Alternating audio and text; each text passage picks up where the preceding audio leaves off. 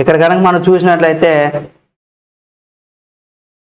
ప్రేమించిన వ్యక్తి కోసం 2,484 కోట్ల ఆస్తిని కూడా వదిలేసి వచ్చినటువంటి మహిళ అంటూ కూడా చూడొచ్చు. అంత ఆస్తిని వద్దనుకుని వచ్చేసిందట. మరి ప్రేమ ఎంత మధురం అని చెప్తూ ఉంటారు. మరి అంత మధురంగా ఏం కనిపించిందో ఏమో చూద్దాం. వాళ్ళ ప్రేమ ఏంటి అనేది కూడా పూర్తి వివరాలు అయితే ఇందులో మనం చూద్దాం. మనిషిని బంధించే భావాలలో ప్రేమ కూడా ఒకటని కూడా మనం చెప్పుకోవచ్చు. ఎందుకంటే ఆ భావాలు అనేది కూడా కంటిన్యూగా ఉంటాయి. ఆ రకంగా కూడా ముందుకు వెళ్తూ ఉంటారు అందరూ. దీని ముందు ఏది ఎక్కువ కాదు, ప్రేమ ముందు ఏది కూడా ఎక్కువ కాదు అనేసి కూడా ప్రేమికులు ప్రేమించే వారు మాత్రమే ఆ భావం అర్థమవుతుంటుంది. ఎంతటి త్యాగమైనా సరే చిన్నగానే అనిపిస్తుంది వాళ్ళకి. అయితే ఈ రోజుల్లో అంత స్వచ్ఛమైనటువంటి ప్రేమ ఎక్కడా కూడా ఉంది భయ్యా అనేసి కూడా 100% చాలామంది ప్రతి ఒక్కరి నోట్లో వస్తుంది. వాళ్ళు సిన్సియర్గా ప్రేమించినటువంటి వ్యక్తులైనా సరే వాళ్ళ ప్రేమ విఫలమైపోయినప్పుడు అంటే బ్రేకప్ అయిపోయినప్పుడు కూడా వాళ్ళు కూడా అంత నిజాయితీగా ప్రేమించిన వ్యక్తి ఈ రోజుల్లో ఎక్కడుంది భయ నిజమైన ప్రేమ అనేటువంటి రోజులు.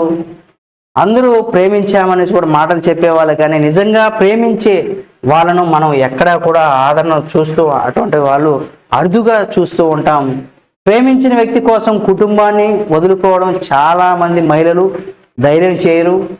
వారిని ఆ బంధం కట్టిపడేస్తుంది కాబట్టి. ఎందుకంటే అమ్మ నాన్న అన్న తమ్ముడు చెల్లు ఈ రిలేషన్స్లో దగ్గర ఒక 18 నుండి 25 ఏళ్ల పాటు వాళ్ళ ప్రేమానుబంధాలతో తల్లిదండ్రుల యొక్క ప్రేమానుబంధాలతో ముడిపడి ఉంటారు కాబట్టి అమ్మాయిలు ధైర్యం చేయరు.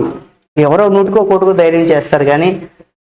కానీ ప్రేమించిన వ్యక్తి కోసం 2,500 కోట్ల రూపాయల ఆస్తిని వదిలేసుకున్నటువంటి మహిళ గురించి ఇప్పుడు మనం చూద్దాం. మలేషియాకు చెందినటువంటి కోటీశ్వర కుటుంబానికి చెందినటువంటి ఒక మహిళ తన ప్రేమకు కుటుంబం అంగీకరించకపోవడంతో కుటుంబ ఆస్తులను వదిలేసి వచ్చేసిందట. ఏంజెలిన్ ఫ్రాన్సిస్ మహిళా వ్యాపారవేత్త అయినటువంటి క్యూకే ఫెంగ్ మాజీ మిస్ మలేషియా పౌలిన్ సాయ్ కుమార్తె. చాలా ధనిక కుటుంబానికి చెందినటువంటి ఆమె అయినప్పటికీ కూడా ఒక సాధారణ వ్యక్తితో ప్రేమలో పడింది. ఆక్స్ఫోర్డ్ యూనివర్సిటీలో చదువుతున్నప్పుడు ఏంజెలిన్ అనే తన క్లాస్మేట్ అయినటువంటి జెడిడియాతో ప్రేమలో పడింది. ఈ ఏంజెలిన్ తన ప్రేమ గురించి తల్లిదండ్రులకు చెప్పగా వారు అంగీకరించలేదు. ఏంజెలిన్ తండ్రి డబ్బు, ఆస్తి, హోదా వంటి కారణాలు కూడా ఏంజెల్ ప్రేమను కూడా అంగీకరించలేదు. ఫలితంగా ఆమె తన కుటుంబాన్ని విడిచిపెట్టి తన ప్రేమికుడికి వివాహం చేసుకోవడం ద్వారా కొత్త జీవితాన్ని ప్రారంభించాలని కూడా డిసైడ్ అయిపోయిందట. కాబట్టి ఆమె తన ప్రేమికుడికి జేడీడీకి ఫ్రాన్సిస్కి వివాహం చేసుకోవడానికి వారసత్వంగా వచ్చినటువంటి 300 బిలియన్లను దాదాపు 2,484 కోట్ల రూపాయలు తిరస్కరించింది. దీంతో ఏంజెలిన్ జేడిడియా 2008లో వివాహం చేసుకున్నారు. వారు కుటుంబాలకు దూరంగా నివసిస్తూ ఉన్నారు. ఏంజెలిన్ మాదిరిగానే జపాన్ యువరాణి కూడా మాకో కూడా 2021లో తన కళాశాలలో అంటే తను చదువుకున్నటువంటి కాలేజీలో ప్రియుడు అయినటువంటి కీ కుమురాయాను కూడా వివాహం చేసుకోవడానికి తన రాయల్ బిరుదును కూడా వదిలేసుకుంది. అంటే ఆమె మహారాణి కదా, యువరాణి కదా, ఆ యొక్క బిరుదును కూడా వదిలేసుకొని వివాహం చేసుకుంది. ప్రేమ కోసం ప్రజలు తమ జీవితంలో అత్యంత విలువైనటువంటి వస్తువును కూడా త్యాగం చేస్తారు. దానికి అసలు తిరిగే ఉండదు. వాళ్ళు ఏది ప్రాణాలు కూడా పోగొట్టుకోమంటారు. ప్రాణం కన్నా ఇంక విలువైంది ఏముండదు కాదు. కానీ ప్రాణాలు కూడా తీసుకుంటారంటే ఈ డబ్బులు ఎంత అనేసి కూడా ఇది చేసుకోవచ్చు. అయితే నిజమైన ప్రేమ అనేది భౌతిక ఆస్తులు లేదా ఆర్థిక స్థితిగతుల గురించి కాదు.